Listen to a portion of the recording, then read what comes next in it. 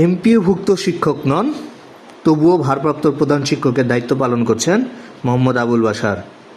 সরকারি নির্দেশনা অমান্য করে 2026 সালের এসএসসি পরীক্ষার্থীদের কাছ থেকে ফরম পূরণ করতে নিয়েছেন 4,000 টাকা। কোনো কোনো শিক্ষার্থীর অভিভাবকের কাছ থেকে ফরম পূরণের জন্য 10,000 টাকা নেওয়ার অভিযোগ উঠেছে কুমিল্লার দাউদকান্দি উপজেলার গৌরপুরের বারোপাড়া ফুলমতি বালিকা উচ্চ বিদ্যালয়ের ভারপ্রাপ্ত প্রধান শিক্ষক মোহাম্মদ আবুল বাশারের বিরুদ্ধে। যারা পূর্বে এসএসসি পরীক্ষায় অংশগ্রহণ করেছে এমন অনিয়মিত শিক্ষার্থীদের কাছ থেকে প্রতিপত্রে পরীক্ষার ফি 125 টাকা, ব্যবহারিক পরীক্ষার ফি 30 টাকা, ব্যবহারিক পরীক্ষার মূল্যায়ন ফি 10 টাকা, একাডেমিক ট্রান্সক্রিপ্ট ফি 80 টাকা, অনিয়মিত ফি 100 টাকা, স্কাউট ফি 25 টাকা, গার্ল গাইড ফি 15 টাকা ও ব্যবহারিক থাকলে কেন্দ্র ফি 450 টাকা সহ এক বিষয় ফেল করলে মোট 850 টাকার বেশি নেওয়া যাবে না। বারোপাড়া ফুলমতি বালিকা উচ্চ বিদ্যালয়ের একজন অনিয়মিত শিক্ষার্থী বলছিলেন। তার কাছ থেকে কয় টাকা নিয়েছে ওই ফর্ম ফিল আপ করার জন্য এক বিষয়ের? 3,000 টাকা নিছে। আপনি কোন বিষয় করেছিলেন, ফেল করেছিলেন? ম্যাথ। 3,000 টাকা নিছে। এর বিনিময়ে কি কোনো রসিদ দিয়েছে আপনাকে? না না, কিছু তো দেয়নি। 3,000 টাকা বলছে, আমরা বলছিলাম যে একটু কমিয়ে নিতে, আমরা তো এক সাবজেক্ট আমাদের খারাপ হচ্ছে না। ওরা বলতেছে তোমরা করলে করো, না করলে নাই, 3,000 টাকা দিয়ে করতে হবে। ওরা 3,000 টাকা দিয়ে করছি সবাই। এই এটা কে বলেছে?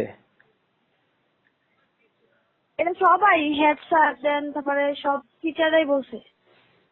এর জন্য কোনো রসিদ দেয় নাই? না না, দেয়নি তো।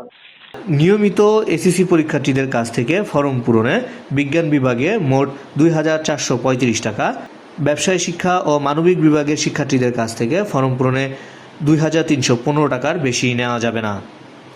বারোপাড়া ফুলমতি বালিকা উচ্চ বিদ্যালয় 2026 সালের একজন পরীক্ষার্থী মুঠোফোনে বলছিলেন, আপনার স্কুলে আপনাকে কাছ থেকে কত টাকা নিয়েছে এই ফর্ম ফিল আপ করার জন্য?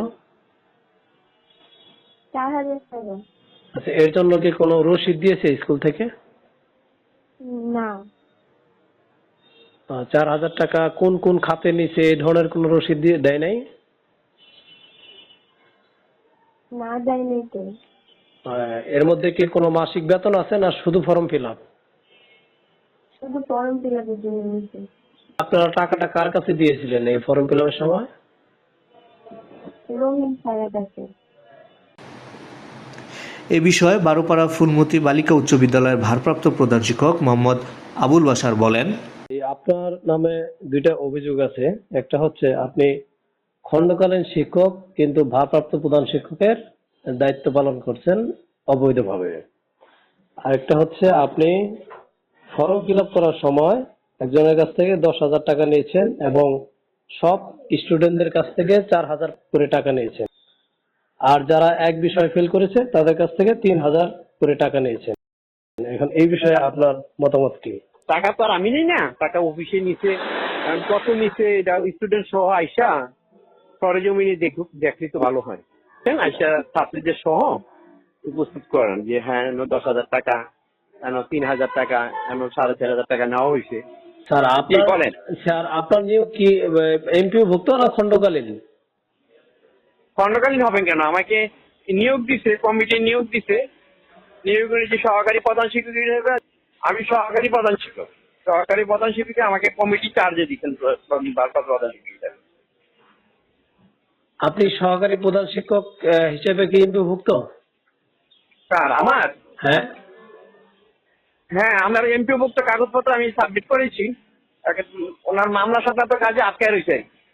আমাদের কমিটি নিয়োগ দিয়েছে, সম্পূর্ণ নিয়োগ প্রক্রিয়া সম্পন্ন করছেন। কমিটি তো আপনাকে নিয়োগ দিয়েছে। জি। তো এনপিও ভুক্ত না হলে তো সেটা তো আইনগত ভিত্তি আসে না। না, এটা তো কমিটি দেখবেন। এটা আমার কাগজপত্র সাবমিট করছি, আমার কাগজপত্র মাউসি দেখবে। এটা এটা এটা এটা তো কমিটি দেখবে বিষয়টা। আমাকে নিয়োগ দিয়েছে কমিটি। বলছিলেন বারোপাড়া ফুলমতি বালিকা উচ্চ বিদ্যালয়ের সভাপতি ও দাউদকান্দি উপজেলা নির্বাহী অফিসার নাসরিন আক্তার।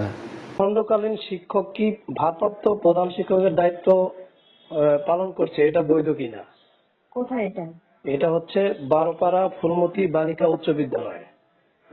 বারোপাড়া ফুলমতি বালিকা। আচ্ছা, আমি খোঁজ নিচ্ছি একটু। ভয়েস করে বলছিলেন বারোপাড়া ফুলমতি বালিকা উচ্চ বিদ্যালয়ের একজন অভিভাবক।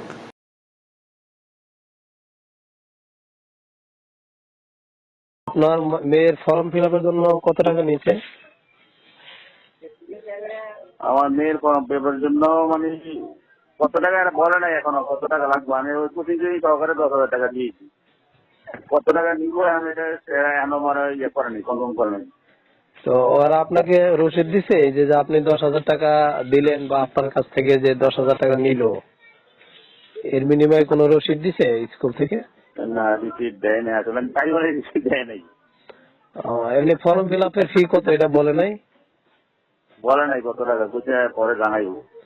তা আপনি 10,000 টাকা কার কাছে দিলেন? প্রধান শিক্ষক আছে।